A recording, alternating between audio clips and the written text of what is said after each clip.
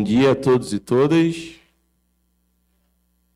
É uma honra para nós estarmos aqui iniciando o nosso último dia de sexto CIGEP, contarmos com a presença de todos vocês. Espero que estejam gostando, se sentindo bem e que tenham também aproveitado ontem a nossa pequena confraternização para estarmos animados aqui para o nosso último dia, que começa com um painel importantíssimo para a nossa discussão do Sistema Nacional de Esporte, que é o painel 4, que tem como tema papel das entidades de administração privada e terceiro setor na articulação do sistema. Portanto, gostaria de convidar aqui para fazer a mediação deste painel a professora doutora Ana Paula Bonin Mausk, do Instituto de Pesquisa e Inteligência Esportiva.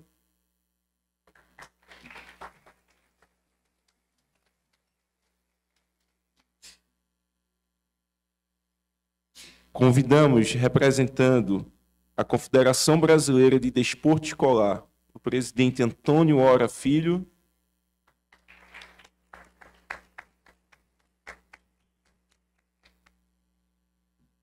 Representando o Tribunal de Contas da União, a senhora Andréa Luiz Ares Tavares.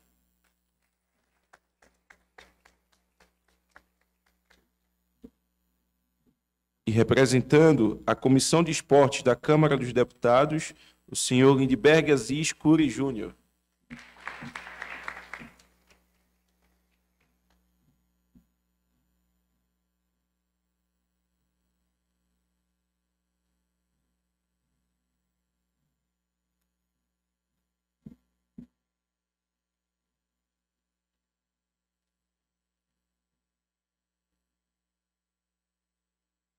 Bom dia a todos, bom dia a todas. Uma imensa satisfação darmos início, ao terceiro e, infelizmente, último dia do Seminário Internacional de Gestão e Políticas para o Esporte.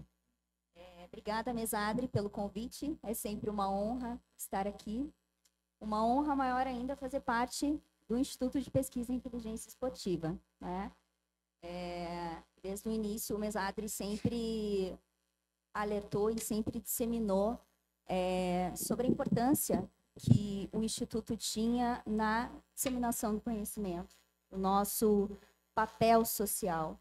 E eu acho que isso é muito importante, para que a pesquisa ela não fique dentro dos laboratórios, para que a pesquisa não fique dentro da universidade.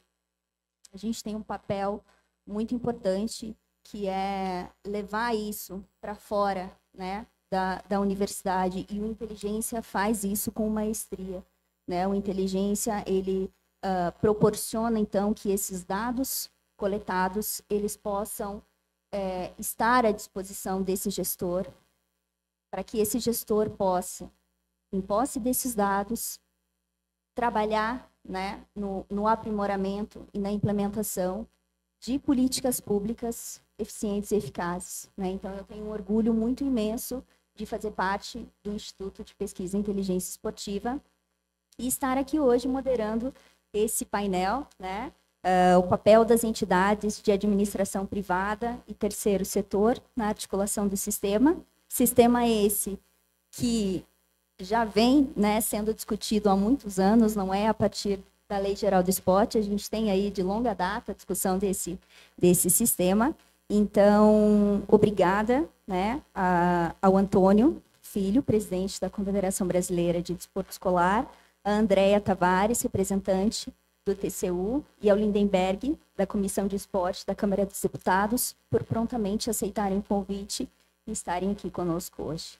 Passo a palavra ao Antônio Ora Filho, para que possa nos agraciar aí com a sua fala. Bom dia a todos. Confesso que estou um pouco intimidado, estou um pouco nervoso, viu? Eu quero fazer um registro inicial, antes mesmo de iniciarmos a nossa fala, que eu estava conversando com o professor Fernando Mesado, agora há pouco, e nós nos recordamos que tivemos um primeiro encontro em 2011, professor? Eu, à época, era secretário de esportes da capital de Aracaju, e a CPDE, que tinha outra à frente da presidência, realizou um seminário do desporto escolar E naquela ocasião eu tive o primeiro contato com esse trabalho maravilhoso que o professor lidera e que aglutina tantas pessoas competentes e bem intencionadas. O Brasil precisa, sim, de pessoas como o senhor, pessoas que conseguem aliar a competência e trazer como plano de fundo a intenção de fazer uma coisa boa para a nossa sociedade. Muito obrigado. E é uma honra estar aqui. Bom, pessoal, quem fala sentado, às vezes não se faz ser bem entendido, né? Então vamos dinamizar um pouco aqui. Esta palestra aqui, esta discussão aqui, né? Ela traz um objetivo muito importante. O brasileiro em si, eu vou falar aqui, eu estou no ambiente acadêmico, vocês me desculpem, viu? Não tem fundamentação científica nenhuma, só são as minhas impressões. O brasileiro em si, ele traz uma ânsia muito grande do governo fazer tudo. O governo é responsável por tudo. Ah, choveu, a rua alagou, a culpa é do prefeito, a culpa é do governador, a culpa é do ministro, a culpa é do presidente. O governo é sempre culpado por todas as tragédias da vida do brasileiro. E aqui eu não estou fazendo defesa não ao primeiro setor. Eu só estou falando que culturalmente o nosso povo se acostumou a esperar que o governo faça tudo. Ah, eu pago imposto. Claro, se os recursos dos impostos forem bem administrados, é claro que os serviços serão cada vez melhores. Isso é óbvio. Mas esperar que o governo faça tudo, em determinado momento o governo não terá braço para fazer tudo. E aí é bastante pertinente a intervenção, a atuação do terceiro setor, que nesse caso se encaixa a CBDE, a Confederação Brasileira do Desporto Escolar, que é uma entidade privada, porém não tem fins lucrativos, e que está à disposição como ferramenta de execução de alguns dos programas e de alguns dos projetos governamentais também, inclusive fazendo uso de recursos públicos. Então, a CBDE, uma entidade recente, assim como o sistema esportivo no Brasil é recente, a CBDE completa agora, dia 25 de maio, 25 anos de existência. Ao longo desses 25 anos, nós tivemos fases distintas de acesso a recursos privados e públicos. Em determinado momento, a CBDE ela sobreviveu apenas dos recursos que ela fazia surgir dos seus eventos, de cobranças de taxas de filiação de escolas, de cobranças de taxas de participação de alunos, de professores, de árbitros. Então, ela conseguiu fazer com que o sistema se retroalimentasse, mesmo de forma muito pequena, muito modesta. Mas, durante muito tempo, a CBDE manteve a chama do desporto escolar no Brasil acesa.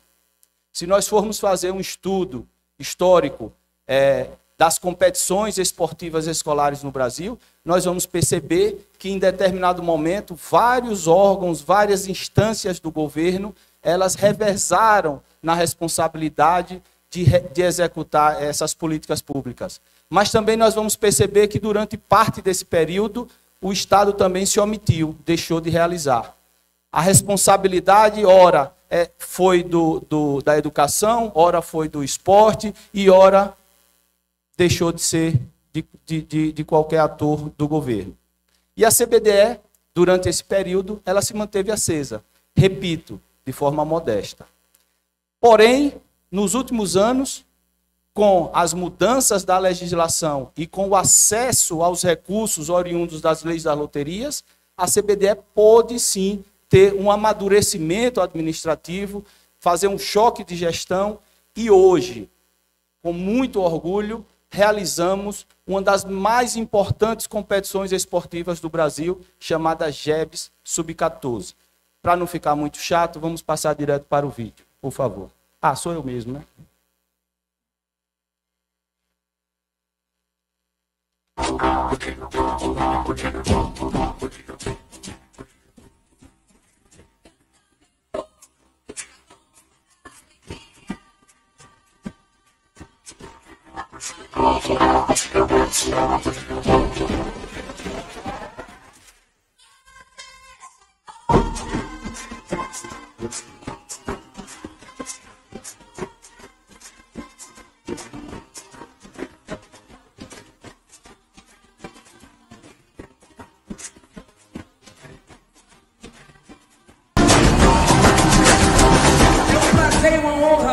poder receber pela primeira vez na história os Jogos Escolares Brasileiros, que tem hoje mais meninas do que meninos, representando um pouco do que é a representação da população do Brasil.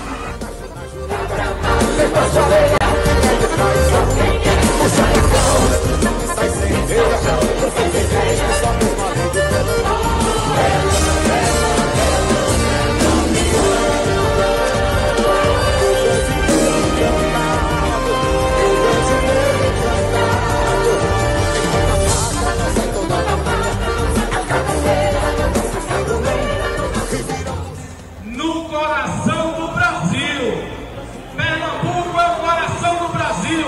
Em seu seio corre sangue de bravos heróis e guerreiros. Pernambuco imortal, imortal! Obrigado!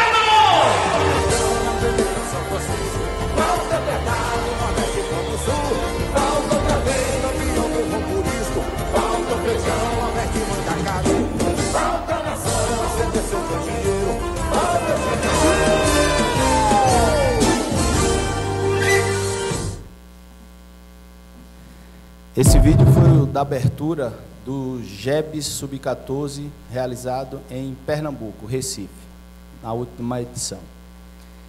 E aí nós vamos falar um pouco da importância da CBDE nesta função de compor o sistema esportivo no Brasil. A CBDE é uma organização, como eu já falei, sem fins lucrativos, que trabalha especificamente com o desporto educacional, o desporto escolar. E aí a gente precisa fazer uma consideração. Nós temos que conceituar o desporto escolar dentro de um país culturalmente que só reconhece o esporte de alto rendimento.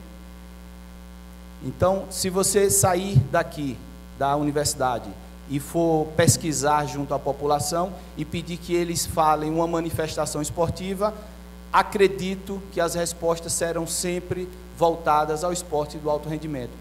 A população entende que o esporte é uma coisa só, mas nós, desportistas, nós temos que ter a compreensão que o esporte tem várias manifestações distintas.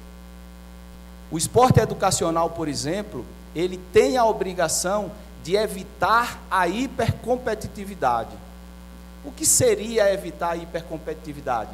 É encontrar ferramentas que distensionem a competição nessa fase inicial da criança e do jovem. Porque muitas vezes as experiências de competições esportivas para as crianças são mais frustrantes por conta da pressão da competição do que edificantes. Então, nós precisamos pensar que o esporte educacional é esporte sim, mas transcende a condição de ser apenas esporte. É também ferramenta de desenvolvimento humano, é ferramenta de enaltecer as potencialidades da nossa criança, do nosso cidadão em construção. E aí a gente envolve esses três atributos: o indivíduo, o nosso aluno atleta, a prática da cidadania, porque dentro das competições esportivas escolares não tem apenas o esporte, nós temos intervenções culturais. Vocês viram agora a abertura do GEBS lá em Recife, que festival cultural, né? Que coisa maravilhosa. As crianças e os adultos também que lá estiveram foram impactados de forma positiva. Aquilo foi realmente uma expressão cultural que poucas vezes se vê no Brasil, nesse Brasil midiático, que os conceitos de sociedade e de família, os propósitos estão cada vez mais raros. E envolvendo também a prática esportiva. Então é nesse contexto que a CBDE ocupa uma função primordial de fazer, manter as tradições culturais, as questões éticas, os conceitos que contribuem para a formação da cidadania. O nosso aluno, o nosso atleta não é apenas um atleta, ele é um aluno, é um cidadão em formação. E é com esse objetivo que a CBDE trabalha. Nós temos um sistema esportivo federativo muito diferente do sistema esportivo das confederações de modalidades. Por quê? Porque a base do nosso sistema são as escolas. Nas escolas é que nós temos os nossos alunos atletas. Nos outros sistemas, nos demais sistemas, a base são os clubes. E na realidade de um país tão desigual como o Brasil, Na minha região, por exemplo, o Nordeste, em algumas regiões, como o professor Jefferson, o Norte, não há clubes sociais em quantidade suficiente para atender a população. Ponto. Então, dizer que a base do esporte no Brasil é o dos clubes é uma afirmativa elitista, voltada para uma pequena parte da população que tem acesso a clubes sociais. A escola não. A escola é democratizante. É na escola que todas as crianças e todos os jovens devem estar, e é lá que a CBDE se propõe a atuar. As etapas municipais, algumas prefeituras realizam. As etapas dentro da própria escola, os alunos, na maioria das vezes, são os protagonistas da organização das competições. Foi de lá que eu vim. Eu comecei a fazer competição dentro da escola que eu estudei. Depois vem para a fase regional, que as federações estaduais do desporto escolar conseguem concretar esses municípios. A fase estadual, o Brasil é muito diferente, cada estado tem uma formação diferente. Em alguns estados a educação atua, em outros estados o esporte, em outros estados a Federação do Esporte Escolar filiada à CBDE é o braço executor do estado, e assim sucessivamente. Quando chega na fase nacional, a CBDE assume a responsabilidade de organizar as competições e, na maioria das vezes, faz também o custeio de todas as despesas dos deslocamentos de todas as delegações. Então, a partir da fase nacional, a CBDE assume. Nas fases estadual, regional, municipal e dentro da escola, a CBDE monitora. E com o programa de apoio às federações filiadas, a CBDE faz com que o recurso público também possa chegar nas demais fases, além da fase nacional. A fase nacional das competições da CBDE tem um diferencial entre outras competições esportivas escolares, porque só a CBDE tem a chancela internacional da Federação Internacional do Esporte Escolar, da Federação das Escolas Católicas, e é o braço da execução do CONSUD, que é um evento governamental. Então, os vencedores das competições nacionais do sistema CBDE ganham a condição de representar o Brasil nas competições internacionais, e também a CBDE faz frente às despesas de deslocamento, de enxoval. Os participantes não têm despesas nenhuma em participar da competição internacional. Então, esse é o nosso sistema. Nós temos a satisfação de dizer que temos filiados nos 27 unidades federativas do Brasil, os 26 estados e o Distrito Federal. Por que eu falo isso? Porque muitas modalidades importantíssimas no desporto de alto rendimento do Brasil não conseguem chegar em todos os estados do Brasil. Se vocês forem observar, as confederações das principais modalidades olímpicas não conseguem ter 27 filiados, e a CBDE consegue. Por quê? Porque nós temos a nossa base na escola, e na escola nós temos o nosso maior tesouro, os professores de educação física. São eles que fazem essa roda girar. Bom, mas nada é por acaso. A CBDE, a partir do acesso ao recurso das loterias, se viu num contexto de ser cada vez mais monitorado, fiscalizado e sofrer não é o verbo adequado, é estar sob está sob a condição de estar sendo fiscalizado pelo TCU. Antes era, mas agora de forma direta. E para isso, nós precisamos ter a seguinte compreensão: se exigem das entidades de administração esportiva no Brasil um procedimento profissional compatível ao mercado, mas não se deu tempo suficiente para a maturidade administrativa das instituições. As instituições antes não tinham recursos para contratar profissionais que estejam à altura das necessidades de prestação de contas. É difícil você equilibrar uma relação quando se cobra muito e se deu muito pouco ao longo da história. Repito, a CBDE passou muito tempo sem acessar recurso público. As prestações de contas da época da CBDE, que não entrava recurso público, são totalmente diferentes da atual. Nós temos hoje na CBDE 66 funcionários fixos. Se vocês me perguntarem, quantos são da atividade fim, de fazer mesmo a competição esportiva? Muito poucos, pouquíssimos.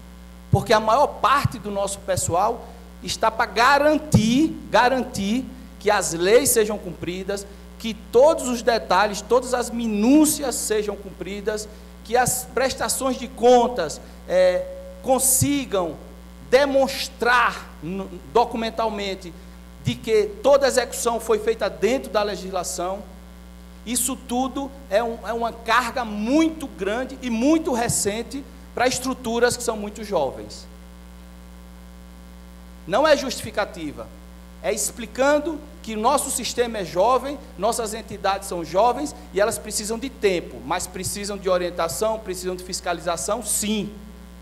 Precisam sim de fiscalização, mas precisam de orientação. Principalmente quando se identifica pessoas como o professor Fernando, que tem boa intenção e que está fazendo e está aglutinando atores no caminho certo. E a CBDE, ela fez uma reformulação no seu planejamento estratégico, ela tem sua visão, sua missão, ela tem os seus conceitos, que são a base de tudo que a gente realiza: integridade, respeito, excelência, inclusão e transformação. Nós temos nossos pilares estratégicos, nenhuma ação da CBDE está desvinculada com o seu planejamento estratégico, nenhuma ação, nenhum projeto está desvinculado de algum objetivo estratégico. Tudo que se faz na CBDE está dentro do propósito da entidade de desenvolver o desenvolvimento, de desenvolver as crianças e os jovens do nosso estado.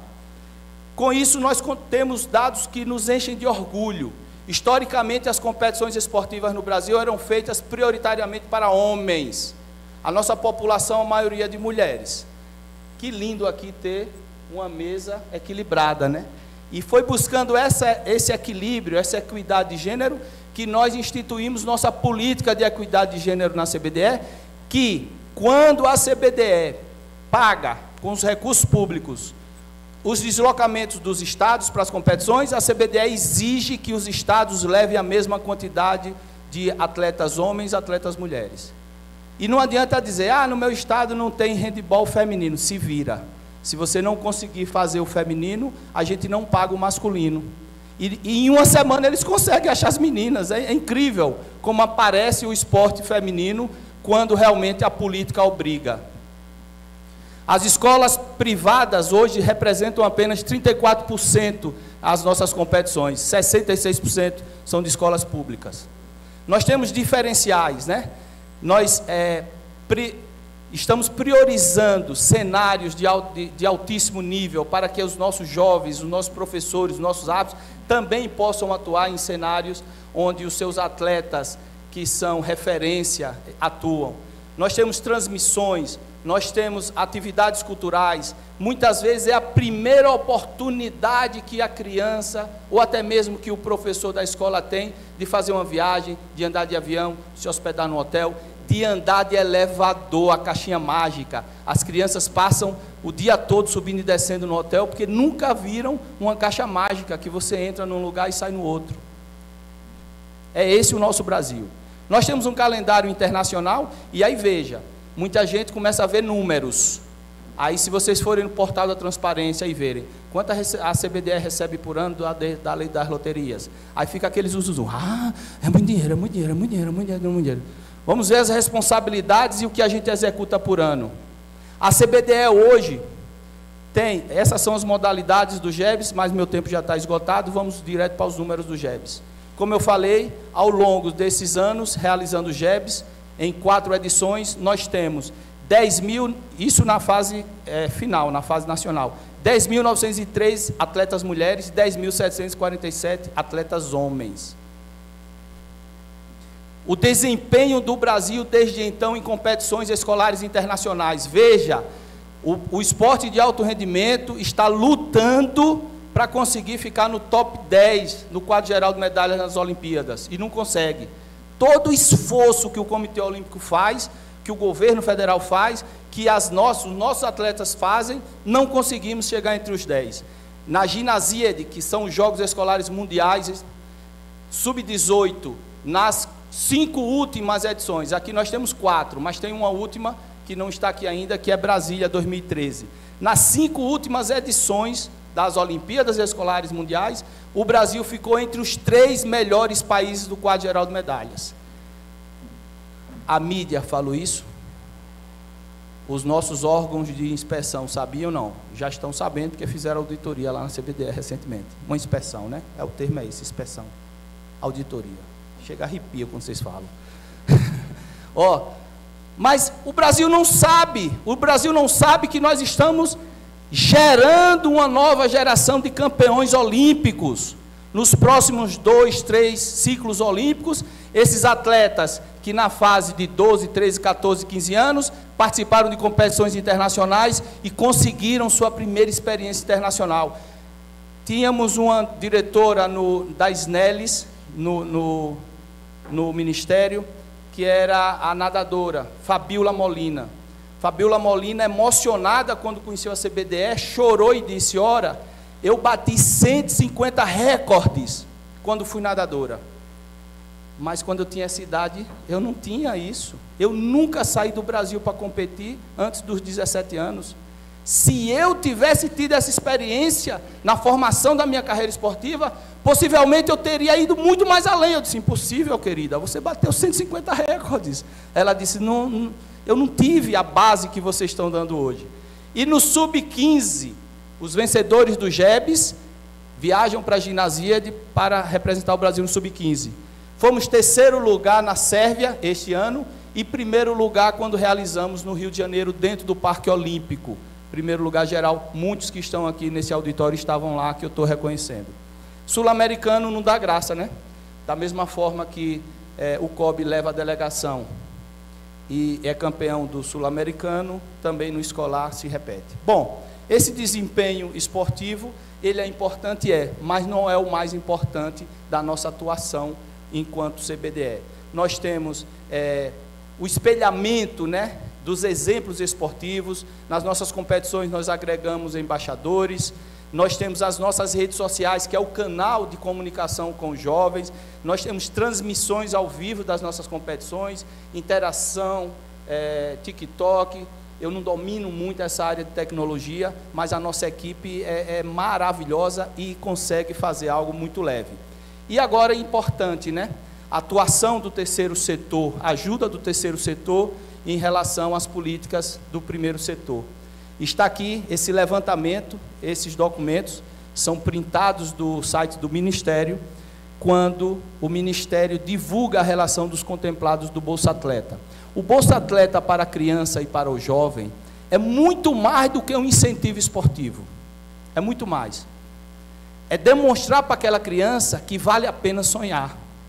Porque não é só pagar a passagem aérea para ela ir para a competição. É alimentar um sonho de querer ser algo a mais na sua vida. Muitas vezes saindo dos lugares mais remotos, das condições mais adversas.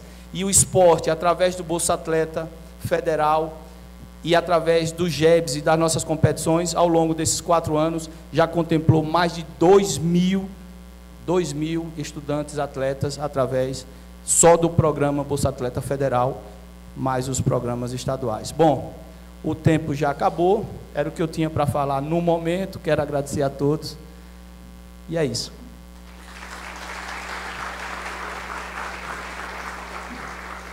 Obrigada, Antônio. Antes de passar a palavra à Andréa, nossa representante do TCU, eu gostaria de lembrá-los que aqui no auditório a gente tem o QR Code, então vocês já podem começar a organizar as perguntas de vocês e enviar para a nossa equipe, para que no final a gente possa repassar aí as perguntas aos nossos convidados. Por favor, Andréa, fique à vontade.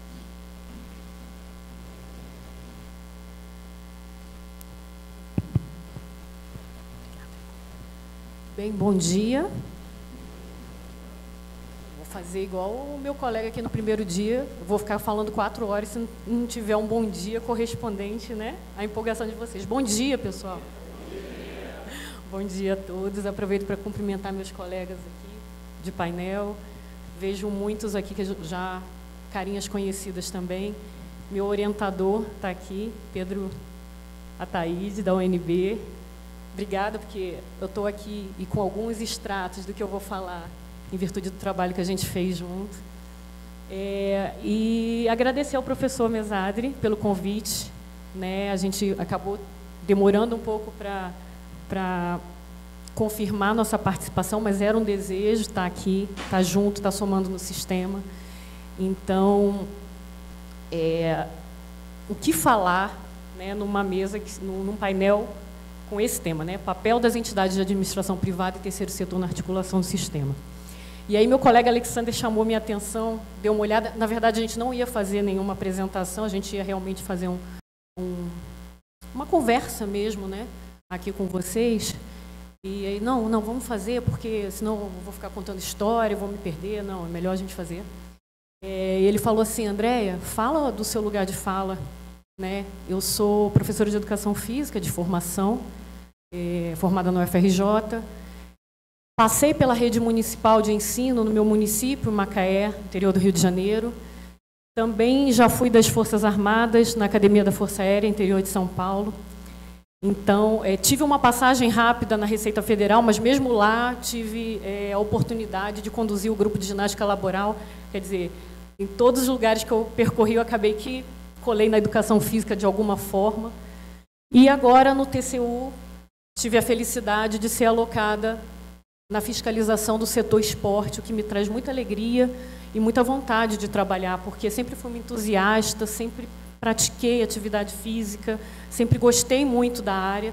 Então, é uma forma de eu estar devolvendo para a sociedade o investimento que fez em mim desde a universidade, porque no primeiro dia, e isso ficou muito marcado para mim, na primeira aula da universidade, o meu professor, né, José Maria, não sei se alguém é do Rio aqui, né, da UFRJ, falou assim: vocês têm que ter muita responsabilidade com o lugar que vocês estão ocupando nessas cadeiras, porque pessoas que nunca vão ver vocês estão investindo na sua formação aqui.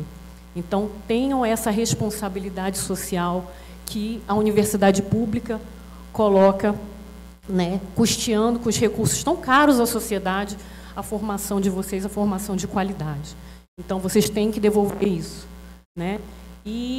Mas antes disso tudo que eu passei, eu quero dizer que eu também sou uma cidadã. Eu também contribuo para esse processo. E que, se não vocês, os pais, os avós, os parentes, os amigos, todo mundo hoje custeia o meu trabalho. E o meu trabalho é, de alguma forma, fazer com que a sociedade tenha mais informação qualificada sobre aquilo que é feito com dinheiro público. Tá? E aqui eu me senti na obrigação de falar sobre isso de forma mais descontraída, porque cheguei atrasada no primeiro dia e fizeram uma piada que eu não entendi, né, que o TCU costumava chegar nos órgãos fiscalizados de terno preto, se trancar numa sala e pedir todos os processos, tudo, né, tocando terror em todo mundo. Todo mundo, né? O pessoal até hoje tem um pouco de receio de sentar do nosso lado, mas, né, a coisa está mudando. E eu fiz questão de colocar isso de uma forma muito descontraída, que a gente também usa outras cores. Hoje a gente usa rosa. Nossos trabalhos aqui, junto do evento GEBS, né, da CBDE, quando foi lá em Brasília, aqui o Alexander, que está lotado no Rio, foi visitar também, se eu não me engano, foi Gimnasíade, que foi no Rio. Então, a gente usa outras cores. Mas isso de forma descontraída para dizer que hoje a missão do tribunal é muito mais do que a função punitiva pela qual a gente é conhecido. Né? É lógico, a gente não pode se furtar de ver uma irregularidade e não tomar medidas. Né? Isso é o nosso dever. Porém, hoje, a gente chegou na CBDE, a gente senta numa mesa redonda e a gente conversa, e a gente discute, e a gente encontra soluções. Eu não sei se tem alguém do CBC, né? A nossa auditoria do CBC, a gente sentou com o CBC e todas as possíveis impropriedades, inconformidades que a gente lá encontrou, a gente reportou em tempo real e eles tomaram medidas para que fossem corrigidas no menor tempo possível. Então, isso de ter esse diálogo mais horizontal com o gestor, independente se ele é entidade pública ou privada, a gente enxerga com muito bons olhos. É isso que a gente quer no final das contas. É isso que precisa acontecer para que a nossa missão seja cumprida, que é aprimorar a administração pública em benefício da sociedade por meio do controle externo.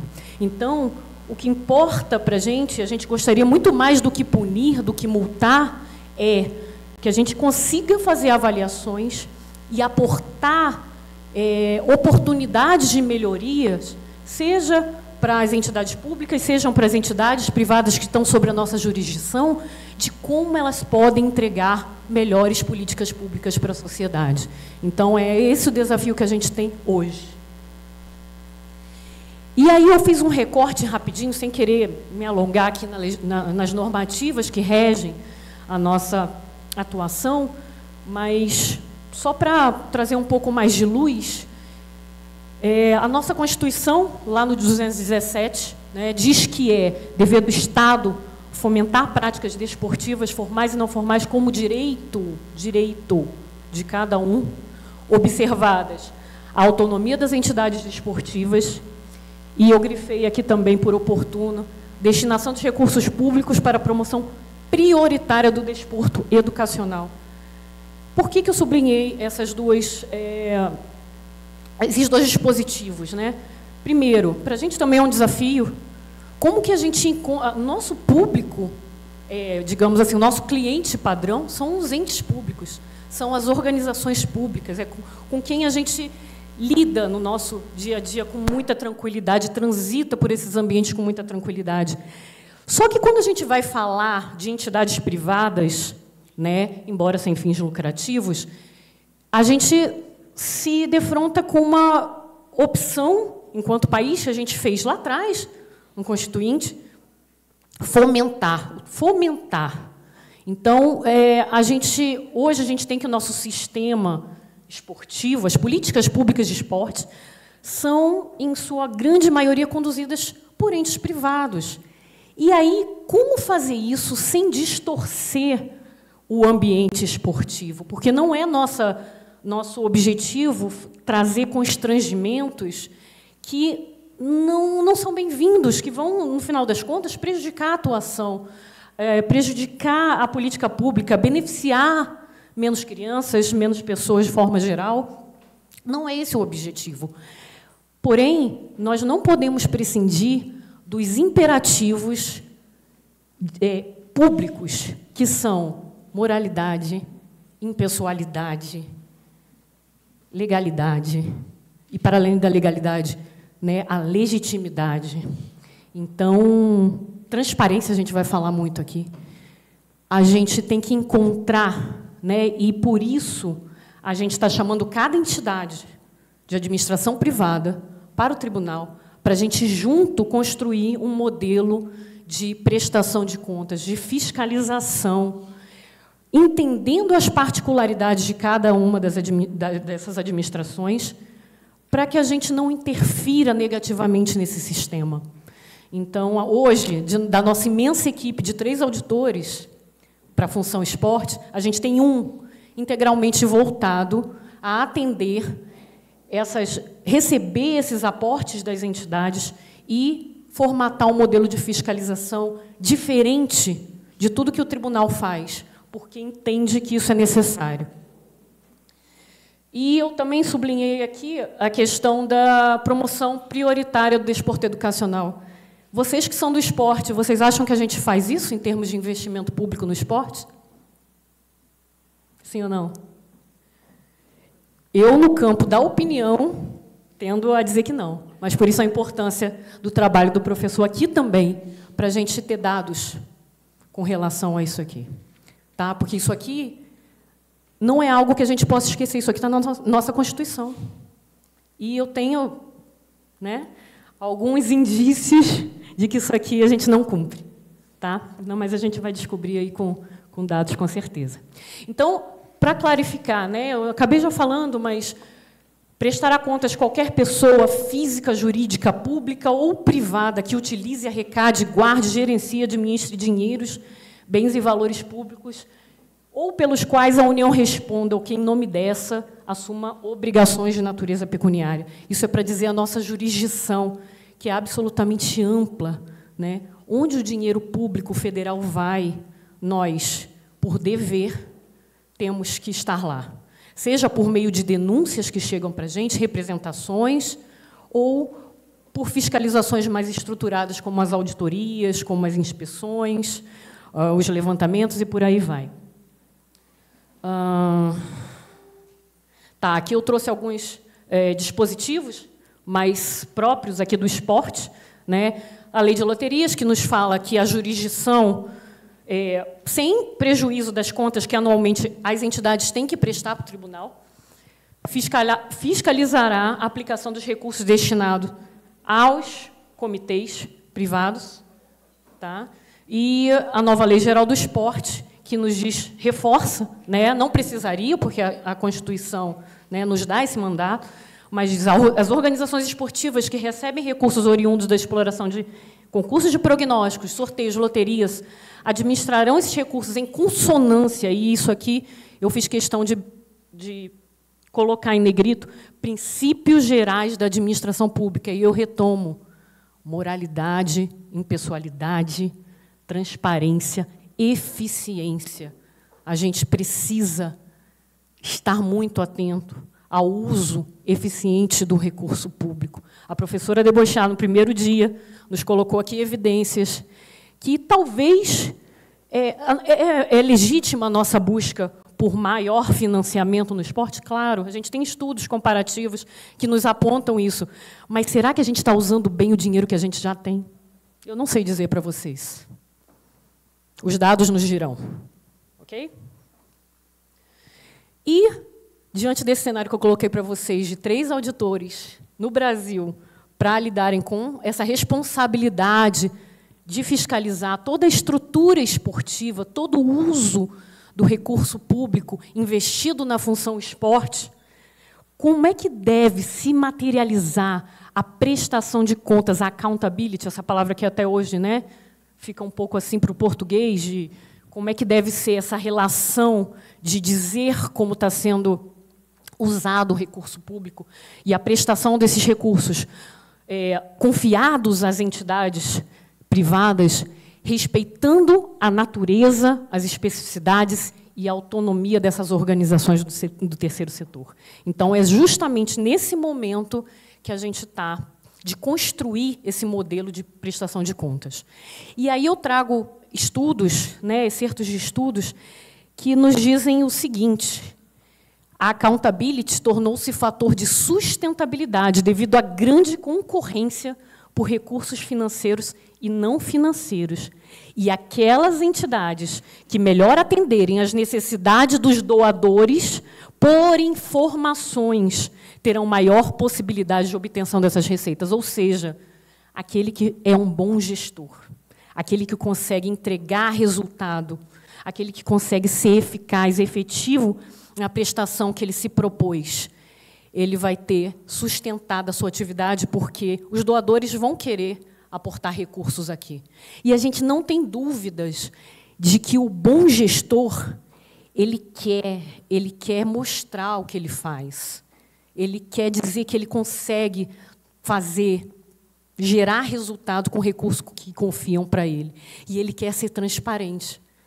E a gente tem total convicção de que grande parte dos gestores que a gente tem são bem intencionados e que não tem problema nenhum em abrir as contas, né, de quanto investiu, com quem investiu, porque ele sabe do trabalho que ele fez. E, nesse momento, é muito importante, porque aqui eu estou falando de recurso público, minha gente. Quando eu decidi ser servidora pública, eu abri mão de determinados de privacidade com relação a quanto eu ganho, por exemplo, porque eu sei que a sociedade precisa saber o quanto eu ganho. É uma das coisas que me pede.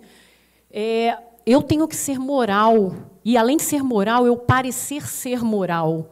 Então, são aquelas questões que a aplicação de recursos públicos exige enquanto contrapartida da minha atuação.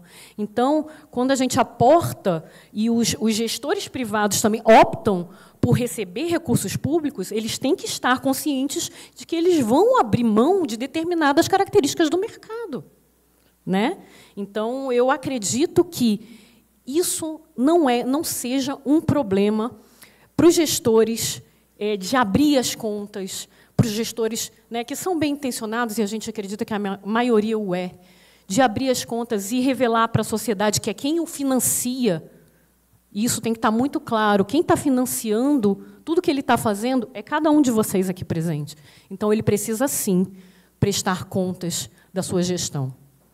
Então, a gente acredita, e em função do arranjo que a gente tem, dos recursos humanos que a gente tem, que a saída para essa accountability das entidades privadas seja, sim, a transparência ativa, o colocar-se voluntariamente para o escrutínio da sociedade, tá? Abrir, de fato, essas contas e manter o sigilo naquilo que for essencialmente relevante e fundamentado que o seja. A maioria das questões a gente acredita que são de fácil disponibilização para avaliação pública. E aí, fortalecer a democracia participativa, controle social, porque nós temos plena consciência de que nós não... 3 auditores, gente, não dão conta, né? E que a gente quer a sociedade como parceira do controle. E vocês conhecem muito mais da função esporte do que a gente que está lá. Por mais que a gente se esforce, vocês vivem isso 100% do tempo. Então, a gente precisa contar com a comunidade esportiva, com a comunidade interessada, para que nos ajude, né, com relação a essa avaliação da utilização de recursos públicos. E aproveitando também que nosso novo presidente nos exige isso, não que não fosse, não tenha sido, mas a gente precisa contar com a participação cidadã. A gente precisa estar aberto para receber esses inputs da sociedade. E aqui, só para finalizar, um pouco reforçando, né, a outra afirmativa que eu trouxe, dos Santos e Rodrigues, num estudo mais recente, de 2022, realizaram um estudo no qual verificaram influência favorável e significativa da accountability na percepção de confiança pública, reputação, qualidade percebida e intenção de doação para instituições sem fins lucrativos. Então, é aquilo que eu, né, já falei algumas vezes aqui para vocês, a gente acredita que a boa gestão está diretamente interessada em apresentar seus números. Por isso aqui. Ok? E aí, né? Lindbergh já até, né, riu um pouquinho aqui. Porque o que acontece? A gente tem aporte público por várias vias, né? A gente tem ali, acho que não está funcionando, lei de incentivo ao esporte, renúncia fiscal. A gente tem transferências voluntárias, convênios, termos de fomento, enfim, os diversos instrumentos que o governo, né, que a União tem de transferir recursos para o setor privado, sem fins lucrativos. A gente tem transferências legais, a exemplo das loterias, a exemplo da recente lei de bets, agora que também vai aportar recursos públicos para as entidades privadas, né? Patrocínios, que é outra forma de aportar esses recursos para essas entidades. E agora, como fenômeno não recente, porque sempre existiu, né? Mas a materialidade de recursos hoje envolvidos com as emendas parlamentares aportando para o sistema é muito relevante. O pessoal do Ministério do Esporte está aqui e sabe que o dinheiro que entra com emenda, eu acho que foi o professor Mesadri que citou no primeiro dia, cerca de 70%, tá, de tudo que é investido no esporte tem vindo de emenda parlamentar. E longe de mim aqui demonizar o instrumento, tá, pessoal? Eu acho assim, está dentro das regras do jogo, tem legitimidade, né? Só que aí a democracia brasileira inovando novamente, né? Em lugar nenhum do mundo isso acontece. Tem um estudo recente do INSPER que mostra que esse fenômeno é absolutamente diferente do que acontece no mundo inteiro. O legislativo, na sua função atípica, porque a sua função típica é legislar, e controle externo, do qual a gente faz parte também, ajudando o Legislativo com subsídios técnicos, ele está diretamente alocando recursos, ele está fazendo política pública, né? Isso é sua função atípica.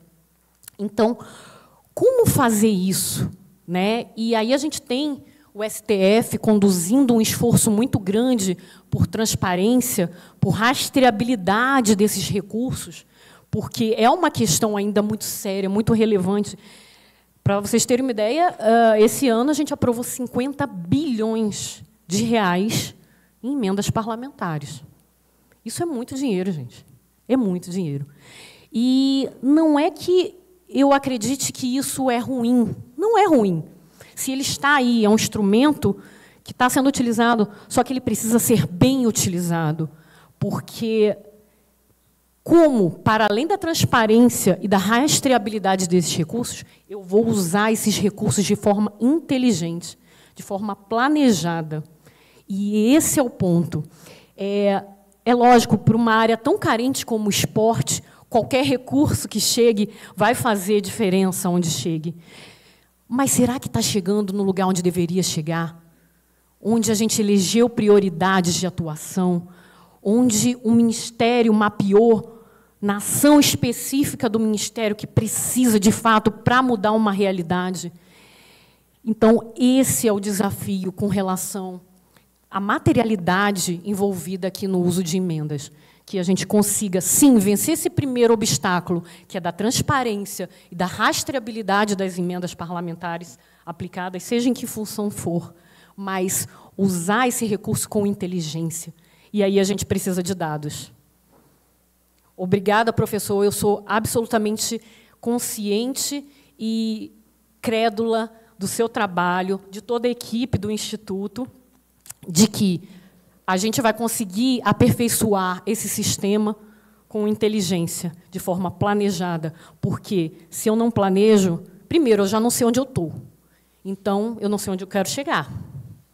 E, quando eu não planejo, qualquer resultado que eu tenha parece bom. Mas será que é bom? Pode ter sido da minha intervenção, mas pode ter sido ao acaso. Pode ter sido uma coincidência de fatores. Então, se eu tenho dados para saber onde eu estou e onde eu quero chegar, na verdade, é fundamental. Obrigada, obrigada. Bom dia a todos. Muito obrigada, Andréia, pela explanação. Passo a palavra agora ao Lindenberg. Fique à vontade. Obrigado, professora Ana Paula. Bom dia a todos, bom dia a todas.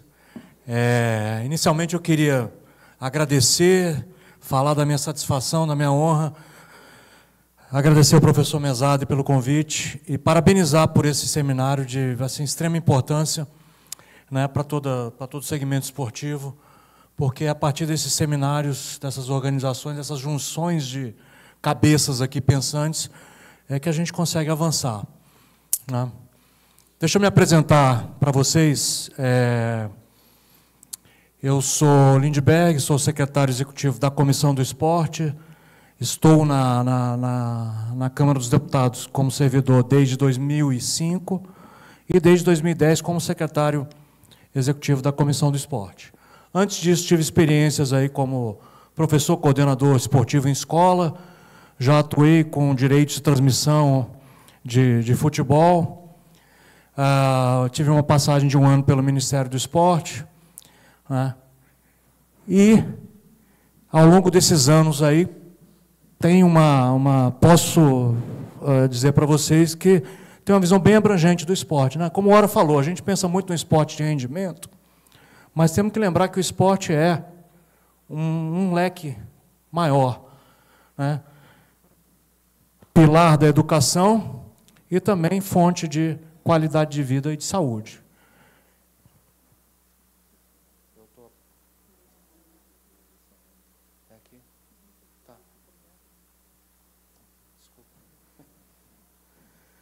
Bom, e nessa condição de servidor da Comissão do Esporte, eu pude conviver, pude enxergar o esporte de uma forma ampla. A gente vive na Comissão do Esporte no âmbito federal. Né?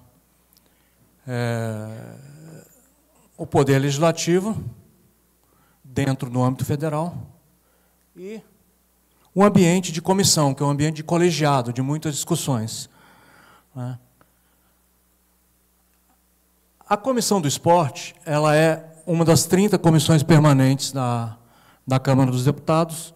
Existem as comissões permanentes, as comissões temporárias, né?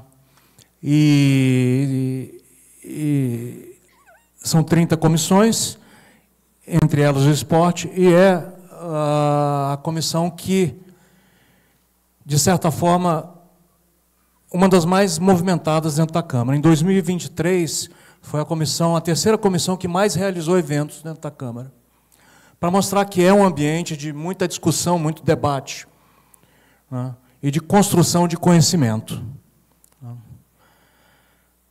O objetivo da comissão é apreciar os assuntos ligados à temática do esporte, deliberar proposições, projetos de lei, e aí, quando falo em deliberar, discutir e votar, e exercer o acompanhamento de planos e programas governamentais e a fiscalização orçamentária da União. Essa é a atribuição da comissão. Uma estrutura que contém deputados e deputadas federais, são indicados pelos partidos, tá? São 21 titulares, 21 suplentes, são 42 membros, e uma mesa diretora composta por um presidente, 3 vice-presidentes, que é eleita a cada ano, geralmente em março. Esse ano, a presidente da comissão é a deputada Laura Carneiro, PSD do Rio de Janeiro. O primeiro vice-presidente é o deputado Danley, que é do PSD do Rio Grande do Sul. Segunda vice-presidente é a deputada Helena Lima, de Roraima, MDB do Roraima. E o terceiro vice-presidente é o deputado Maurício do Vôlei. É um grupo que, cada um com a sua experiência dentro do leque esportivo. É curioso esse ano porque temos de pódio olímpico, um medalhista de ouro, o deputado Maurício, que foi campeão olímpico em 2016, né, pela seleção de vôlei, e o deputado Danley, medalha de bronze em Atlanta 96, isso, Atlanta 96, pela seleção de futebol. Então, em termos de pódio esse ano, acho que foi o recorde de toda a história da comissão. Comissão que nasceu em 2003 como Comissão de Turismo e Desporto, e em 2014 passou a ser exclusivamente Comissão do Esporte. Tá? Então, esse é um pouquinho da história da comissão, né? E eu, na condição de secretário, coordeno todas as atividades e a parte administrativa do andamento e do funcionamento da comissão. Né? Mas hoje eu queria contribuir nesse debate de uma forma diferente. Nós estamos falando de sistemas, construção de um desenho, de um modelo esportivo, sistema federal, sistema municipal, sistema estadual, entidades públicas, entidades privadas. Né? Mas, além do uniforme, do crachá que eu uso de secretário da Comissão do Esporte e Servidor Público, eu também sou interessado pelo esporte. Né? Agora, né, com a missão de estar dentro da Abragesp, né, e de pesquisar e de ter esse olhar também. E é dentro dessa ótica que eu quero trazer um olhar um pouco diferente, uma construção para que a gente possa avançar nesse desenvolvimento de um sistema esportivo, de um modelo esportivo, né, e de sistemas estaduais e municipais relacionados ao esporte. Tá? Então, eu queria começar fazendo aqui uma contextualização. Tá? É uma linha do tempo, na verdade. Começando ali com a criação do Ministério do Esporte em 2003, tá? Passando aí pelas conferências nacionais do esporte 2004, 2006, 2010. Eu vejo aqui muitos rostos, muitas pessoas, eu sei que muitos participaram de todos os diversos momentos desse aí, da história esportiva do Brasil, em termos de construção de política pública. Não? Foi aí que nasceram os principais programas, a Lei de Incentivo ao Esporte, o Bolsa Atleta, só para citar alguns, mas dentre vários aí que nasceram nessas últimas 2 décadas. Né? Tivemos os grandes eventos esportivos, Pan-Americanos, Jogos Mundiais Militares, Jogos Olímpicos, Jogos Paralímpicos, Copa do Mundo, enfim, Ginasíade, né? Todos esses grandes eventos que aconteceram nesse período. Lembro também do grupo de trabalho que foi criado no Ministério do Esporte, o professor Mesade estava presente lá, eu também participei nessa época, coordenado pela nossa amiga professora Cássia Damiani, né? Preciso deixar um registro também de um trabalho da Comissão do Esporte, que foi a criação da subcomissão do Plano Nacional do Desporto. Hoje é um projeto de lei que já tramitou na Câmara dos Deputados, está no Senado. Estou vendo aqui o Rafael, aqui na plateia, né, Rafael? Atletas pelo Brasil. Está na hora de fazer uma mobilização lá no Senado também, para a gente ver se mexe nisso também, como foi feito na Câmara em 2022. Né?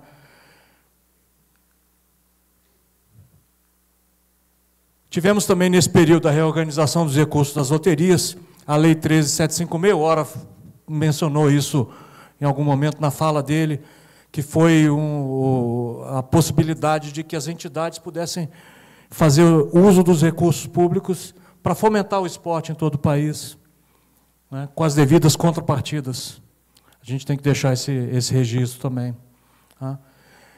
E, por fim, tudo isso, todos esses fatores, todas essas ações, acontecimentos, culminaram na Lei Geral do Esporte, que foi sancionada em 2023. E a Lei Geral do Esporte, ela traz uma nova organização legislativa, um novo pensamento de como que a gente tem que enxergar o esporte. Tá? E com todas as imperfeições que existem na Lei Geral do Esporte, existe uma situação muito delicada, com o problema de vetos, que boa parte da lei foi vetada, está aguardando uma manifestação do Congresso Nacional se esses vetos têm que ser mantidos, têm que ser derrubados. Tá?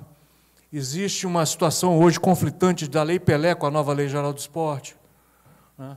Mas eu queria puxar por um outro lado, eu queria mostrar o que tem de avanço e para onde que a gente pode caminhar dentro dessa discussão aí da construção e do desenvolvimento de um sistema esportivo. Tá? Então, vamos fazer uma análise nossa junto aqui, pegando as três nós teríamos mais as manifestações, os serviços esportivos. Né?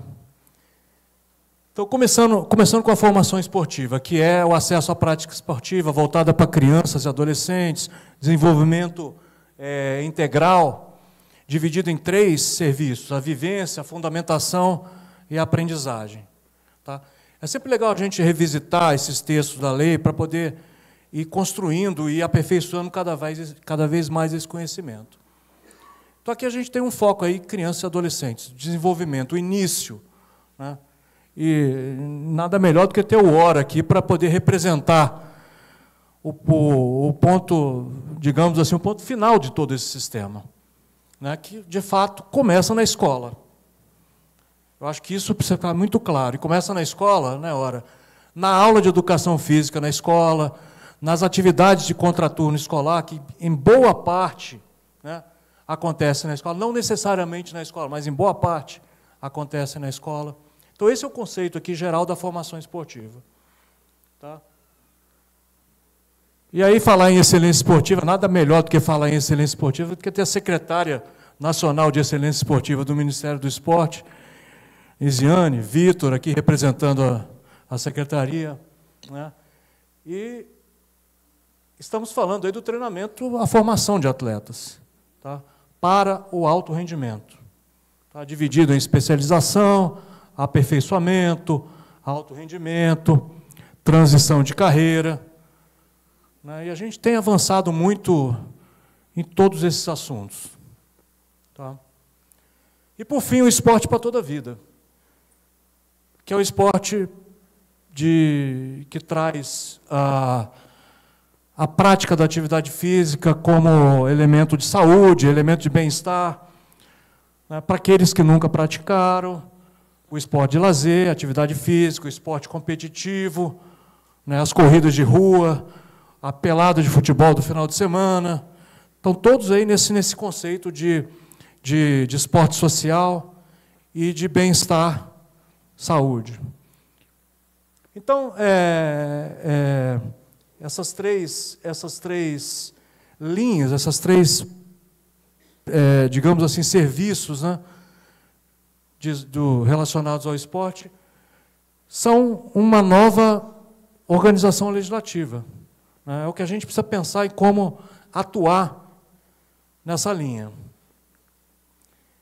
E o resumo disso tudo está nessa figura, que foi uma figura que foi apresentada lá atrás, naquele grupo de trabalho que eu mencionei, do Ministério do Esporte, tá?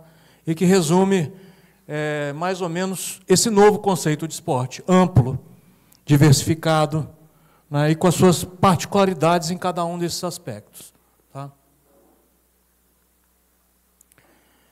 E aqui eu queria traçar um paralelo. Curiosamente, foi um paralelo que começou exatamente no seminário aqui no Inteligência Esportiva, em 2019, quando eu pude assistir uma palestra do representante do IBGE, e ele trouxe informações sobre o censo esportivo de 2016, com dados, informações e tudo mais. Mas eu, como a veia de pesquisador, de curioso, fui entrar nessas informações e descobri uma outra vertente naquela época, 2019. Tá? Então, só lembrando aqui, naquela época, o conceito de divisão regional do Brasil era por mesorregiões e micro-regiões. Tá? Então, as várias regiões do Brasil eram muito em função de desenvolvimento econômico, atividades industriais, nessa linha. E aí eu fui descobrir que, a partir de 2017, já havia uma nova classificação, uma nova organização, uma nova divisão regional do Brasil, em regiões geográficas intermediárias e imediatas. Né? Conceito e trabalho desenvolvido pelo IBGE. É mais ou menos assim. Você tem os municípios que estão ligados a municípios imediatos, né, e que estão ligados aos municípios intermediários. Tá? E aqui a gente começa a enxergar uma figura de uma rede, né, que eu acho que talvez seja a palavra principal desse debate que a gente está tentando fazer isso aqui. Isso aqui é uma rede. Rede de pessoas, entidades públicas, privadas, né, as universidades, as pessoas que fazem esporte, os municípios, os estados, né? Nós ali também na Comissão do Esporte da Câmara, no Legislativo Federal. Né? E esse conceito de rede está muito claro nessa nova divisão regional. Tá? Uma classificação que é feita não só por população, mas por logística também, pelo encaminhamento dos serviços públicos. E o resumo é mais ou menos aqui, em termos. Isso aqui é um dado do censo de 2021, tá? Nos 5.570 municípios, que estão ligados a 510 municípios, que estão ligados a 133 municípios. Tá? Esse é o conceito aí dessa nova divisão regional. Tá? Então, para exemplificar, a gente tem o estado de Rondônia, né, para fins didáticos, para ficar mais claro para vocês aqui. São duas cidades intermediárias, Porto Velho e Ji-Paraná, no estado de Rondônia. Tá? Porto Velho tem 3 municípios imediatos ligados e Ji-Paraná também tem 3, que são esses 3, esses que estão aí com a setinha. E aí todos os municípios imediatos estão ligados aos 52 municípios do estado. Então aqui a gente tem esse conceito de uma rede, em termos de municípios, né, em termos de prestação de serviços que podem ser feitos. Tá? E aí vem a ideia da nova estratégia do esporte. O que é a nova estratégia do esporte? É uma combinação da nova organização legislativa com a nova organização, com a nova divisão regional do Brasil. E aqui vem uma reprodução daquela figura que nós vimos inicialmente, tá? Só para organizar aqui um pouquinho a informação. Então, nós temos aqui os serviços, hoje, da nova Lei Geral do Esporte. Começando ali da vivência, fundamentação, aprendizagem, que compõem a formação esportiva, especialização, aperfeiçoamento, alto rendimento, transição de carreira, compondo a excelência esportiva, e o esporte para toda a vida. E aqui um conceito importante. Nós temos uns serviços de caráter universal para o esporte para toda a vida e para a formação esportiva. E temos caráter de transição em parte da excelência esportiva e o caráter seletivo na fase final da excelência esportiva. Então, um pensamento muito parecido que nasceu naquele grupo de trabalho. A gente vai só acrescentando algumas informações mais e construindo, colocando um tijolo a mais na parede para formar esse bloco. E aqui, então, a gente pode, talvez, apresentar um novo pensamento, um novo desenho, onde você tem os municípios classificados aí pela sua importância dentro dessa nova divisão regional, tá? E você tem, do outro lado, as vertentes da nova organização legislativa. Então, de caráter universal, o que nós temos? Toda a parte do esporte para toda a vida e da formação esportiva, que tem que estar presente em todos os municípios, todos os 5.570 municípios. E lembrando que um município imediato é um município, e um município intermediário também é um município imediato. Eles fazem parte daquele conjunto que eu mostrei um pouco para trás, né? E aí, dentro do conceito de transição, a gente teria parte da transição e da formação esportiva para a excelência esportiva nos municípios imediatos e nos municípios intermediários. E concluindo essa lógica, na questão do serviço de caráter seletivo, a gente teria apenas nos municípios intermediários. Tá? Então, começa a pensar dentro dessa ótica proposta pelo IBGE de uma nova divisão, e trazendo aquilo que existe hoje na nossa nova organização legislativa. E aqui já dá para a gente avançar naquela figura. Já pode ser pública essa figura aqui, né? Então está aqui. Essa figura que está sendo, você já deve ter visto aí, né? E a gente pode aperfeiçoar cada vez mais esse desenho e essa construção. E para concluir, né, a nova estratégia esportiva. Lembrando, é a combinação da nova organização legislativa com a nova divisão regional do Brasil. Ela pode trazer N contribuições. Eu vou mencionar algumas delas aqui para a gente refletir, para a gente colocar no debate. Tá? Inicialmente, é importante vocês terem conhecimento desse texto aqui, a Rede de Desenvolvimento do Esporte. É o decreto 11.766. Tá? Eu tive a oportunidade, o privilégio de conversar com a ministra, nossa Ana Moser, antes até dela assumir, no período de transição, e ela apresentou a ideia geral dessa rede de desenvolvimento. Assim que ela saiu do Ministério, esse decreto foi publicado. Ele está aí, ele está no ar. E ele trata de você potencializar as atividades esportivas pelo Brasil. Em linha geral, é essa a proposta da rede de desenvolvimento. Mas essa ideia pode contribuir também na discussão das emendas parlamentares. E é importante dizer que, a partir das emendas do orçamento de 2024, as emendas parlamentares já têm um caráter mais público. A gente já pode identificar de onde partiram as propostas. Tá? E isso vai permitir uma análise mais detalhada, uma análise mais eficaz de onde estão sendo investidos esses recursos. Tá? É uma coisa que pode ser feita a partir de agora. E nada melhor do que apresentar essa informação do que nesse ambiente que nós estamos hoje aqui. Né? Pode ajudar também na implantação dos sistemas estaduais e municipais do esporte. Eu tive a oportunidade de, em agosto, lá no Ceará, né, o professor Kleber está aqui, representando o Instituto Federal lá do Ceará, de enxergar o desenvolvimento de como é que podem ser implantados esses sistemas em um Estado. O Estado do Ceará está avançando nessa questão. Tá? E também, né, professor Mesado, já que nós estamos nessa discussão do sistema do SNIE, né, Sistema Nacional de Indicadores de Informações Esportivas, previsto na Lei Geral do Esporte. Né? Está aqui, uma contribuição que pode ajudar no desenvolvimento também desse sistema. Tá? E, por fim, é algo que a gente debate muito, né?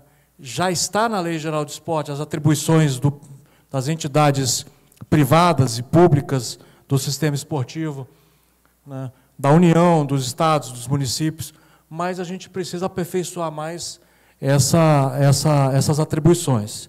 Tá? Existe ainda um certo conflito entre o que tem no texto. E aí eu estou falando dos artigos 16 e 18 da Lei Geral do Esporte. Tá? Então, essa aqui é a minha contribuição dentro desse debate. Agradeço vocês aí que estão presentes hoje, dedicando parte do seu tempo para vir aqui acompanhar essas discussões.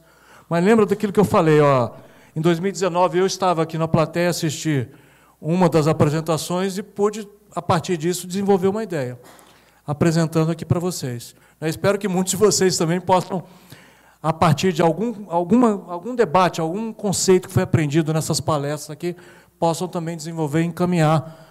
E a gente vai, de bloco em bloco, começando a aperfeiçoar o nosso sistema esportivo. Né? Deixo aqui meu contato para vocês. O LinkedIn, acho que é uma rede que funciona mais para esse tipo de troca de informações. Né? E, professor Mesado, mais uma vez, muito obrigado por todo o seu trabalho, por toda essa organização aqui. João, que está do seu lado também, a gente sabe do empenho de vocês aqui. Parabéns ao Instituto Inteligência Esportiva por conduzir essa discussão. Professor, muito obrigado. Muito obrigada, Lindenberg. É sempre uma satisfação imensa escutá-lo. Gente, gostaria só de reforçar, tá, que nós aglutinamos algumas perguntas, justamente para tentar atender o maior número de pessoas, né, de participantes aqui presentes, e a gente vai selecionar aí uma pergunta para cada palestrante. Já começo com a Andréa. Andréa, nós temos aqui uma pergunta do professor Fernando Starepravo, da Universidade da UEM, né, de Maringá, e ele coloca que, mesmo compreendendo a necessidade das normas e condutas que disciplinam o uso do dinheiro público, hoje há um excesso de burocracia que muitas vezes inviabiliza algumas ações de instituições públicas, né? Ao mesmo tempo que os processos aí não garantem que a melhor empresa ou o melhor produto seja adquirido, por exemplo.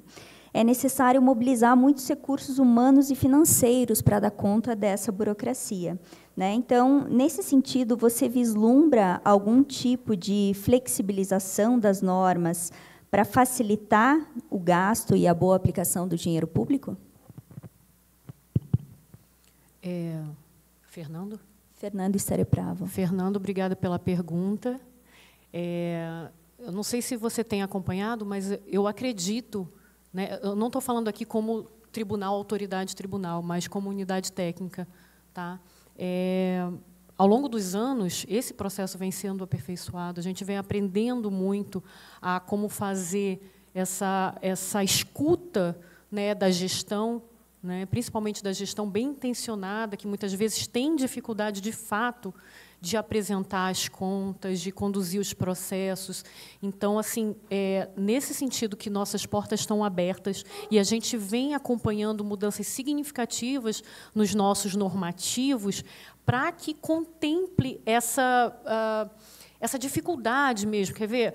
Uma questão que está pululando ali da comprovação, por exemplo, das passagens aéreas, né? E aqui eu estou falando muito particularmente, inclusive, das entidades privadas. Existe, historicamente, uma dificuldade em apresentar essa prestação de contas, porque você dá uma listagem dos atletas e, na última hora, um atleta se machuca, vai outro, enfim, como é que fica? E aí exige-se um tempo, uma logística, muitas vezes operada por uma agência de viagens, se coloca com um intermediário no processo. Enfim, então, todas essas questões, essas dificuldades, a gente é consciente quando são levadas à nossa análise, e a gente vem aperfeiçoando as formas como a gente pode construir juntos uma alternativa a que, olha, o serviço foi prestado, a passagem foi adquirida, quem estava lá foi, de fato, quem deveria estar. Então, assim, não é perfeito, de fato, não é perfeito. O presidente Ora citou aqui, né, a dificuldade com essas questões administrativas. Os comitês hoje têm 25% do recurso que vai para esses entes de loterias dedicados, podem ser usados até 25% em despesas administrativas, porque a gente entende que isso é difícil, é a construção de uma mentalidade do lidar com o recurso que é público, mas, ao mesmo tempo, como eu gostaria de reforçar, a gente não pode nunca perder essa noção de que o dinheiro é público. Então, a gente precisa, sim, demonstrar que aquele gasto foi realizado da forma como deveria ser realizado. E a gente está nesse caminho de encontrar as melhores estratégias.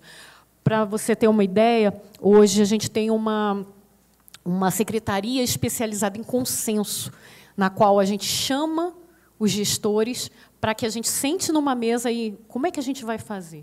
Como é que a gente vai... A gente pode flexibilizar até um ponto de ter outras formas de realizar... Podem ter sido recomendações, determinações do passado que se mostraram difíceis de ser executadas. Como é que a gente pode arranjar uma forma de fazê-lo melhor? Então, a gente chama a gestão para dentro do tribunal para discutir essas questões. E a gente está atento. As universidades também é um nicho específico, porque tem sua autonomia garantida, né, nesse sentido. Então, também é um ramo específico que a gente está atento, né, que tem suas dificuldades particulares, e o que eu posso dizer é que a gente está se esforçando, sim, de abrir as nossas portas para acolher sugestões de alternativas que sejam mais viáveis e menos custosas para os nossos jurisdicionados. Então, fica aí, as apresentações estão à disposição, se quiser mandar reclamação, chorar pitanga, pode ser também. E, se não for com a gente encaminha internamente, mas a gente quer se colocar de portas abertas ao diálogo. Eu acho que esse é o novo papel e que assim tem que ser, de fato. A gente tem que estar a serviço de todos, né? Obrigada. Andréa, para o Lindenberg, nós temos duas perguntas. Uma é do próprio professor Fernando Starepravo. Ele diz que, dentro dessa lógica que você apresentou, da responsabilidade de cada município, como que você entende o papel dos governos estaduais? E aí, uma outra pergunta, aproveitando aqui, sobre... Opa! Bom, responda a essa, por favor, Lindenberg, e aí eu reforço. O nome do professor, por favor? Fernando Starepravo. Professor Fernando, né? Isso. A gente tem muito claro na legislação o papel dos municípios, né, naquele conceito de serviços universais que eu apresentei, e também da União, né, que são uma linha mais de fomento ao esporte, de excelência esportiva. Tá? Eu acho que, fazendo uma análise aí com o futebol, o Estado tem um papel, no meu entendimento, mais de alguma coisa como um meio de campo. É o meio de campo, né? de interagir com o governo federal, interagir com os municípios. Né? E, naquela figura que eu mostrei ali, eu entendo que o papel do Estado é no papel de transição entre a formação esportiva e a excelência esportiva. Mas o que me chama mais atenção é nesse conceito que o próprio IBGE propõe, dos municípios intermediários e dos municípios imediatos, no entendimento e na visão que eu quero propor, que eu propus aqui, o governo federal atuaria em cima dos seus municípios intermediários. São 133 pelo Brasil. Estou vendo ali a professora Cássia, que eu fiz citação durante a minha apresentação. Nós sempre falávamos daquela questão dos municípios mais robustos, né, que poderiam atender e que poderiam ser um ponto central para dar mais capilaridade aos serviços e às políticas públicas esportivas, né. Diferentemente da questão só de robustez, esse conceito do IBGE traz a questão de logística também, onde todo o Estado vai ter esse município intermediário. Então, eu enxergo no 133 uma conexão direta com o governo federal, e os 510, que são chamados municípios imediatos, teriam essa conexão com os governos estaduais. E daí, por meio dessa conexão dessa rede, você chegaria em todos os 5.570 municípios. Mais ou menos essa linha de pensamento e de ação. Obrigada, Lindenberg. Bom, eu fui alertada aqui que, por conta do tempo, só uma pergunta. Agora eu passo, então, a palavra para o Antônio. Antônio, aqui a gente tem uma pergunta da Maria Fernanda e do Felipe Rodrigues, né? Eles agradecem pela sua explanação e perguntam qual a expectativa da CBDE em relação ao investimento do governo em escolas integrais, que dizem buscar investir também na parte esportiva durante o contraturno. É possível esperar por um aumento na participação dos jogos escolares e, consequentemente, a descoberta de novos talentos? E, falando em talentos, se existe algum tipo de monitoramento por parte da Confederação dos estudantes atletas brasileiros que alcançam sucesso esportivo internacional? Diz que a pessoa sabe apertar, apertar sem abraçar, né? Agora me apertou. Me apertou porque, realmente, a CBDE ainda tem um calcanhar de Aquiles. Ela não ainda montou um sistema eficiente de monitoramento e acompanhamento da carreira esportiva dos atletas. Na verdade, tem muitas iniciativas nesse sentido. O próprio Comitê Olímpico Brasileiro vem aplicando algumas pesquisas, alguns questionários em suas competições, e a CBDE está um passo atrás. É algo que a gente... É tanta coisa para fazer na atividade meio que suga energia para as coisas da atividade fim. Mas nós estamos neste caminho. Em relação à minha opinião sobre o investimento do governo federal nas iniciativas de escola privada, foge um pouco aqui da minha atuação nessa mesa, mas, ao mesmo tempo, o complemento da pergunta é se isso vai impactar positivamente nas competições escolares. Eu acredito que sim. Toda e qualquer iniciativa da educação que fixe o aluno cada vez mais no ambiente escolar, isso vai favorecer não só o desenvolvimento esportivo, mas outras situações também do desenvolvimento de cidadania. Nós entendemos, eu sou desportista, né? Eu fiquei muito emocionado com sua apresentação, viu, Lindenberg? Você sabe que eu sou seu fã de muito tempo, mas hoje você me mostrou uma outra face do Lindenberg. O Lindenberg é quase um Highlander, né? A comissão está lá, todo mundo sai e ele é imortal, ele não cai nunca. Entra governo, sai governo, presidente, sai presidente, porque ele realmente consegue manter a memória da... E eu fico muito emocionado quando você fez ali aquele levantamento histórico, porque eu estive ali, né? De alguma forma, em todos os momentos históricos que você citou, eu me vi na sua apresentação, eu me emocionei. Eu sou muito chorão, viu? Desculpem. Então, o que acontece? Todas essas iniciativas para fixar o aluno na escola vai favorecer, sim, o aumento da participação escolar, principalmente das escolas públicas, que hoje, no sistema CBDE, já atinge mais de 60%. Então, opinar sobre política pública para o terceiro setor é muito complicado, porque tudo que o terceiro setor fala é usado contra ele. Nós, do terceiro setor, temos uma função social muito importante, e a pergunta do professor Fernando, ela foi muito pertinente, porque, no meu entendimento, o terceiro setor estaria sendo um braço operacional para algumas questões que o primeiro setor se sente engessado. E olha só, eu tinha 20 minutos para falar da CBDE e eu me empolgo, eu não falei sobre mim.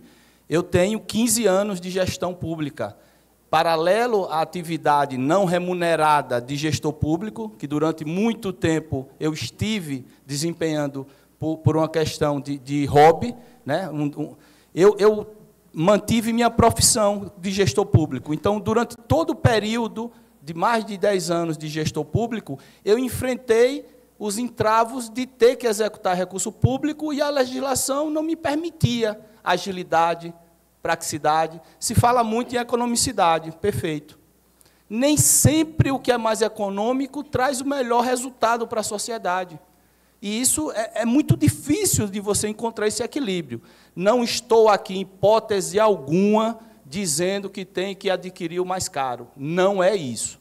Eu sou gestor e, quando se fala muito no zelo pelo erário, eu tenho muito zelo também pelos recursos privados da CBDE, que são mais escassos ainda. Então, esse zelo pelo recurso público é legítimo, mas o zelo pela aplicação do recurso, independente da sua origem.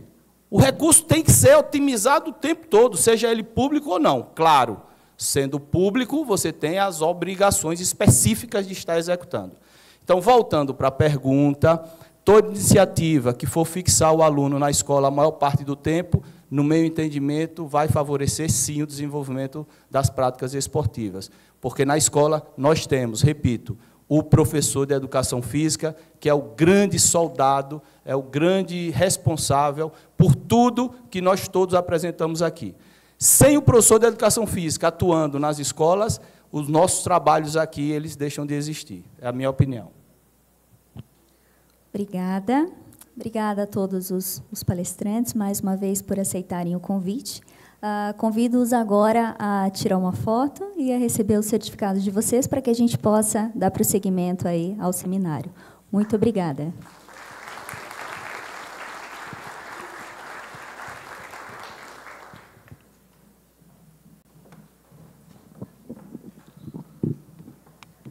Agradecemos a todos os componentes do nosso painel 4 e, em seguida, logo após, nós não faremos intervalo, já vamos dar continuidade com a nossa conferência internacional e os nossos fones de ouvido para tradução simultânea já se encontram disponíveis aqui do lado de fora para quem quiser fazer o uso deles.